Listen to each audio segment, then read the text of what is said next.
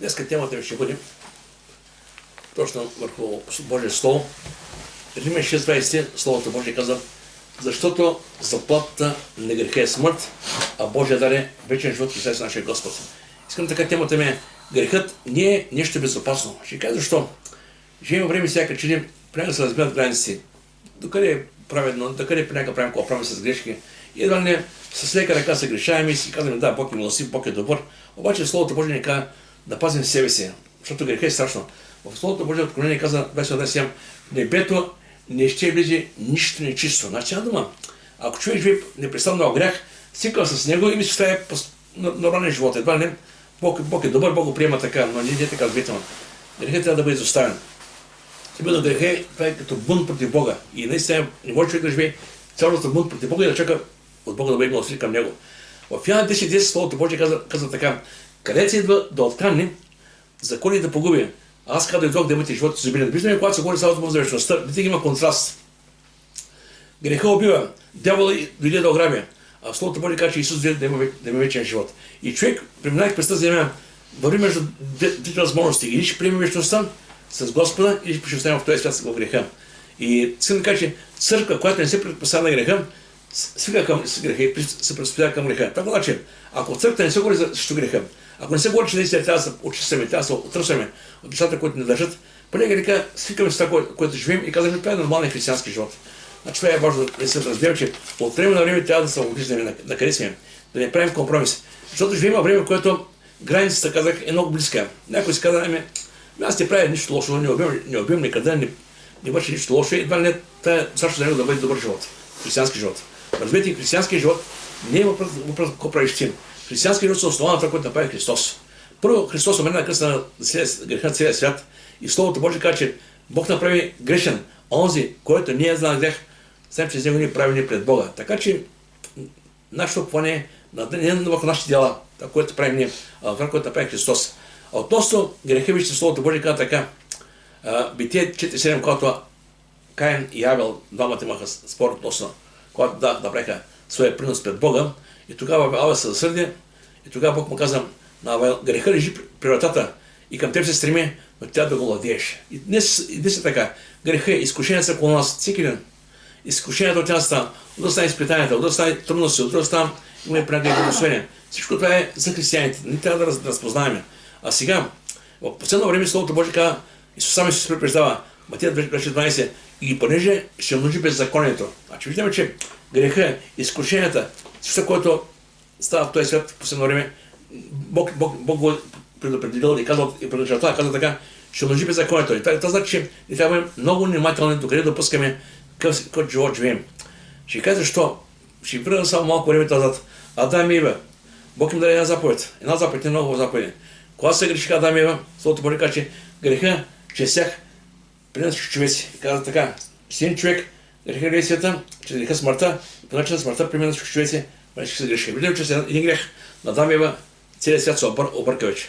Сега виждаме още един с Ной, когато Бог погледна. В целия свят намери само един Ной праведник.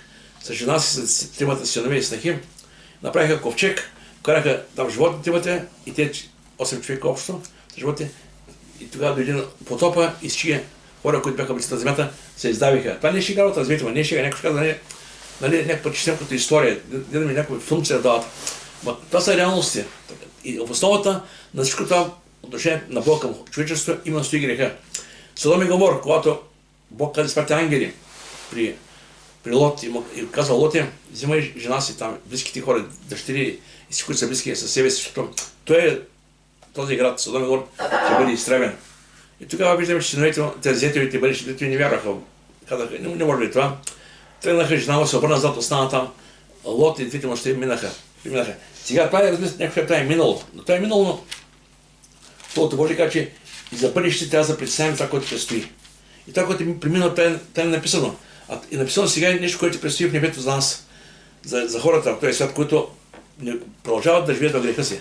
В 1 Петро 3:7 казва така: така и също слово: и днешните небе и земя са натрупани за огън, пазени за един страшния съд и погибелта на всички човеци. Така и също слово: и днешните небе и земя са натрупани за огън, пазени за един страшния съд и погибелта на всичките човеци. Това е естествено. Така че грехът трябва да бъде осъзнат и оставен. Ако някъде не разбираме, не осъзнаваме, молете се на Бога, но тя наистина да има в себе си съпротивно на греха. Защото ще кажа, защо ако човек, казах преди малко, ако човек остави в това положение, което е, и ще кажа, аз наистина обичам да правя това, обичам да правя това, чак толкова Бог не е чак толкова лош, едва не Бог е много добър. И правим Бог едва не като добрият старец, който прощава всичко. Вижте Словото Божие каза така, ще каза така. Евреи 12 си каза така. Евреи 12.4. Не сте се още съпротивили до кръв борбата си против греха. Това говори съпротива. Значи нещо, което човек трябва да каже, Господи, аз искам да бъда с Тебе. Аз знам, че не съм съвършен, знам, че имам слабости, имам пороси. Понякога се грешавам, било с думи, било с действие, било с някакво съотношение към някого. Но въпросът е, ние трябва да искаме наистина. За противно това, което би ни пречил в небето. И тук казва така, търсете мир с всички. И онова същение, без което никой няма да биде Господа. Тук виждам колко е страшно наистина. Ако човек остане в това състояние, в което е, човек към тези неща, това е опасността. Човек дойде при Бога и да остане такъв какъвто е. Не се промени, да кажем, Бог ме обича, такъв Бог ме приема такъв, Бог да приема, но Бог каза наистина да се променяме, наистина, това е важно. И сега, когато човек свика с греха, в крайна сметка ти казва, това е нещо е нормално, обаче не е нормално, вижте. Галатяни 1.4 казва така. Защо дойде Христос, вижте, Той дойде добре за нашите грехове и не само това, дойде да ни избави. Това е, значи, какво става? Представете си цели свете в греха, погива, заминава. Исус дойде, даде себе си да може да ни избави оттам. И жалко е, когато хората приемат Христа, остават там, където са. И това е страшно, вече каза. Благодат и мир да бъде на вас от Бога Отца и от нашия Господ Христос, който даде себе си за нашите грехове, за да ни избави от настоящия нечист век. Виждаме, даде себе си заради нас и умре заради нашите грехове. Сега, защото така, заплатата на греха е смърт. Всеки от нас трябва да умре за греховете си. Но Той умре за нас и за всички хора. И чрез него вяра в него, ние може да има вечен живот. И тук Псалом 50-21 казва така. Тут понякога може да човек си мисли, аз бърчам, мой грех не е толкова голям. Когато видиш някой да върши нещо по-голямо и каже, или кой се прави, мой грех е много малък. Не сравнявайте себе си с хората в този свят. Сравнявайте себе си с Господа. Самия апостол Павел каза, Господ ти дойде, умре за греховете на целия свят и най-вече на мен, защото съм най-големия грешник. Самия каза апостол Павел. Защото гледаш себе си, гледаш на Христос и виждаш себе си недостоен. Тук се казва така, преди си сторил това и аз мълчах. Ти си помислил, че съм подобен на тебе, но аз ще изобличем и ще даде всичко това пред очите. Значи виждам, нищо не става на този свят, което Бог не вижда. Сега да по-добре ме се салутаме, насъдма там, ако някой не стигаме как да живеем, какво да правим. И кажем, Господи, помогни ми, наистина там, където не мога аз, ти ме дай сили. Защото вижте, знам, че греха убивам, знам, че там имам и всеки съм слаб, обаче знам, че ти си силен. И когато ти си да можеш на Господа, непременно Бог ще даде сили да се справиш с слабости и пороси. Вижте, при мен казва така, след се приели Господа, ще продължим да живеем там греха. Казва така, какво? Да речем, нека останем греха, да се държи благодатта, да не бъде ние, които сме умрели към греха, как ще живеем вече в него. Тук става вече умрели към умрели. Значи казва това, и ще скъсал всичко това, което наистина в този свят, наистина, което говори към Ада, ако мога така. Словото Божие казва в Йоан 8:30 ще казва така, и ще познаете истината, и истината ще ви направи свободни. И после казва, ако осъдната се върши, не си свободни. Истината, коя е истината? Истината е, че има Бог. Бог е Твореца, Бог е Създател. Ние сме хора, които Бог е създал. Знаем, че ние сме грешници. Знаем, че Христос умре за нашите грехове. И когато кажеш, Господи, аз знам, че наистина съм грешник, но идвам преди с милост. Помоги ме наистина за милост. Наистина тогава ще бъдем милост от Господа. И после, нещо, което е важно. В Първия на 4 Словото Божие каже, този, който е във вас, е по-велик от този, който е света. Сега че идейки при Бога, вече Бог дава на нас сила да може да се противопоставяме. Това е именно силата на Святия Дух. И наистина, човек трябва да знае, че има в себе си сила, се противопоставя срещу всяко нещо, което наистина иде срещу него. И ако наистина сетят да имаме си сме грешници, вече чрез Бога, ние ставаме правени пред Бога, ставаме Божи чеда и имаме вече разумението да дадем при него като при наш баща. Сега има един въпрос. Защо вярваш, че продължава да върши грях? Той се е операл Господа. Това е нещо много важно. Сега има хора, които не си казват, аз съм вярваш, не вярвам толкова години, имам определени неща, които не мога да се справя, но въпреки това Бог му обича. Вижте, самия апостол Павел, виж какво сега за себе си. Самия апостол Павел каза на място, съвестта ми нищо не му съжда. Значи, живея много праведен живот. Обаче преди ми каза така, много уморявам тялото си и го поробвам, да не ми като съм пропел на другите, сам аз да стане одобрен. Значи дума той макар че беше праведен в своите очи, върши така, живееше праведен живот. И при мен каза, но умалявам тялото си, надувам, насилвам себе си, това, което не е добро, да бъда срещу него. И това е наистина една борба, в която наистина трябва всеки от нас да полага старание.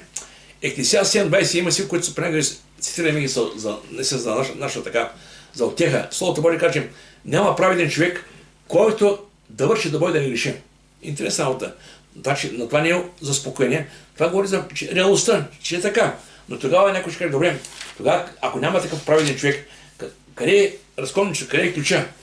Вижте, ключа каза така. Ако решим, че нямаме грях, лъжем се, истината не е в нас.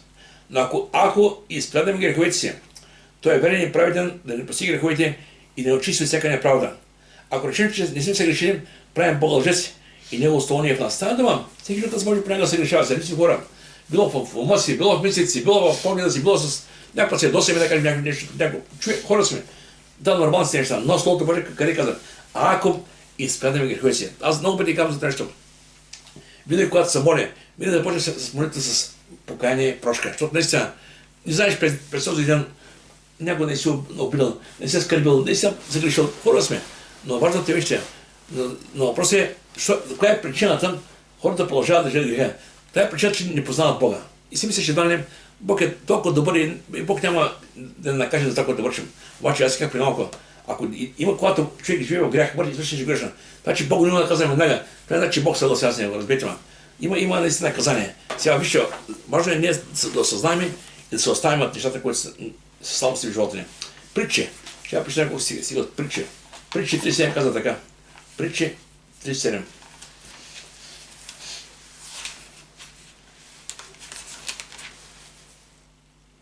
Не имай себе си за мъдър, бой се от Господа и бягай от зло. Значи, това виж колко се. Бой се. Кога става дума за бой се от Господа, това не значи, че да има някакъв панически страх. Тук става дума за благоговение, страхопочитание. Значи, осъзнаваш това, което Бог е бал за тебе.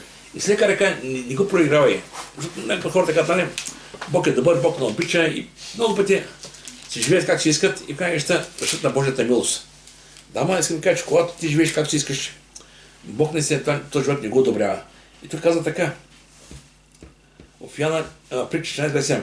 Страхът от Господа е извор на живота. Виждаме, страхът от Господа казва. За да се отдалечава човек от примката на смъртта. Значи, виждаме, страхът от Господа е нещо, което води към живот, а когато няма страх от Господа, виждаме как дявол идва и не се хвърля примки и хората наистина понякога не осъзнават какво става тихния живот. Така че сърцето на християнин винаги трябва богобоязан. Това е важно. Богобоязан. Псалом 25:14 казва така.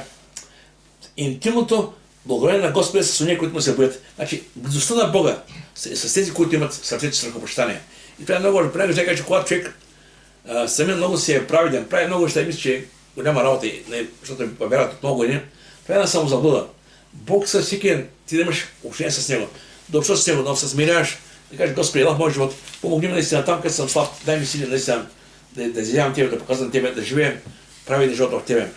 После казва, беззаконието нечестивият говори на сърцето ми, няма страх от Бога пред очите му. Значи, ако човек наистина няма страх от Бога, той се живее както си иска и казва наистина, не съм вярваш какво толкова, че съм съгрешил един, два пъти, три пъти, пет пъти.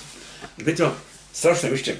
Бог не иска да има дух на страх, но иска да има дух на който е благоговение. Това е което е важно, вижте. Сега вижте, в Тимотия казва така, в 2 Тимотия 1:7 ще прочета няколко стихове. Защото като говорим за страх, това не значи някакъв страх от нещо лошо, но страх от Бога. Защото Бог ни е дал дух не на страх, а на сила, любов и себевладение. Тук става дума, че не е такъв страх от нещо, което е лошо около нас, а страх от това, че наистина пред Бога, благоволение пред Него да не се грешим. И тук казва така, в любовта няма страх, но съвършената любов според страха, защото страхът има в себе си наказание. А който се усъвършенства, не е усъвършенстван в любовта. И тук даже в Евреи има и два стиха, които са много силни. Какво трябва да бъде нашето отношение към самия Бог? И наистина това е хубаво да не го забравяме. Казва така, Евреи 12 глава. За понеже приеме царство, което не се клати.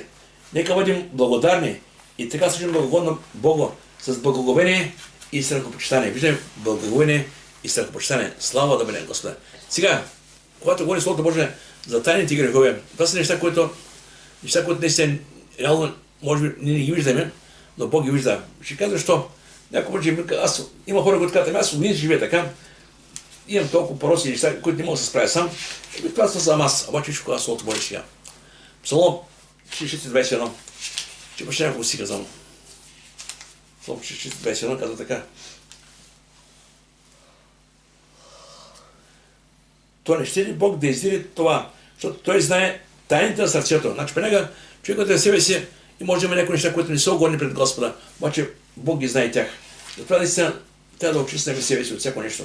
Стъпка по стъпка, едно по едно. Вижте, защото в Откровение казва така, относно това нашето отношение към Бога.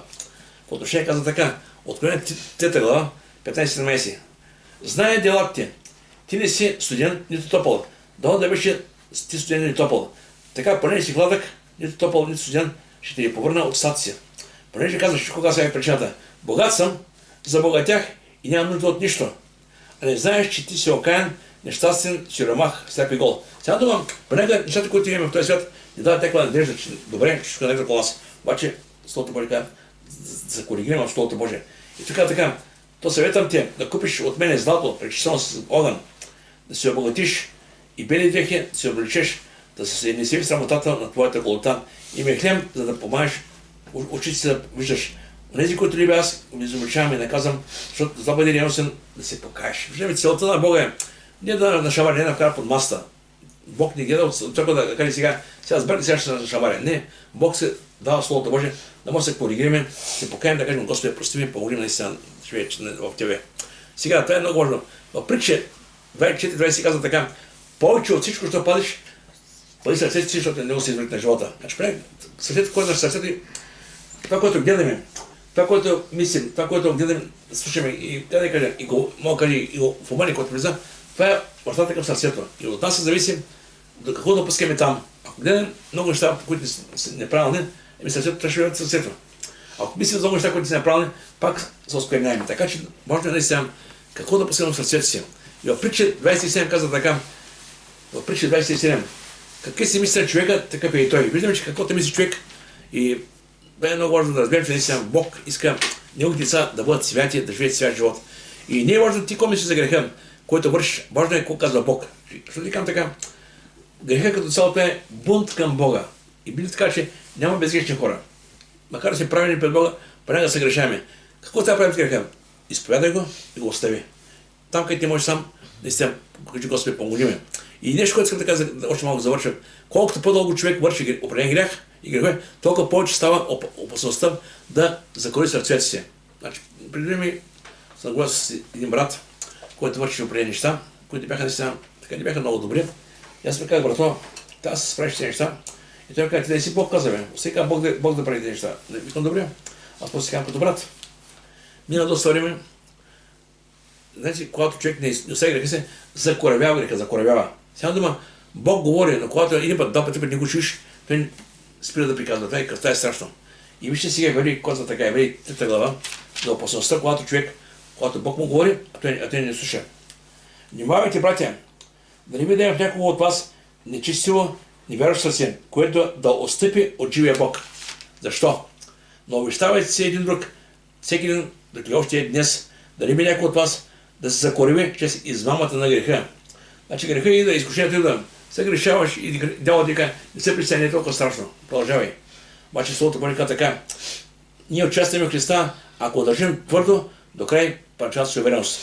Докато се казва, днес ако чуете гласа му, не закоряйте сърцата си, както при огорчението. Нека Бог да благослови. Така искам наистина да тук ще завърша, защото наистина за нас е важно да знаем, че след като Бог умре за нас, защо се умре за нас, за нашите грехове, нека да знаем, че Той го направи вместо нас и заради нас и нека с лека ръка да не проиграваме живота си. Защото вижте, Той го свърши на късна, Той каза свърши се, Той завърши това, което дошъл. От нас иска наистина да останем верни в този пътя, там където сме слабички, там където наистина не стига. Кажем, Господи, помогни ми, дай мъдрост, дай ми сила. Вярвам, че Господ наистина ще. Важно е да останем с Него до край. Самия апостол Павел каза така, ето вече става, каза, моето време наближава. И каза така, под израството доброто воинстване, пътя свърших, вярата опазих. Нека Бог да ни помогне наистина, да извърнем пътя до край, да опазим вярата и да бъдем пред Него с Него. Нека Бог да нам благослови.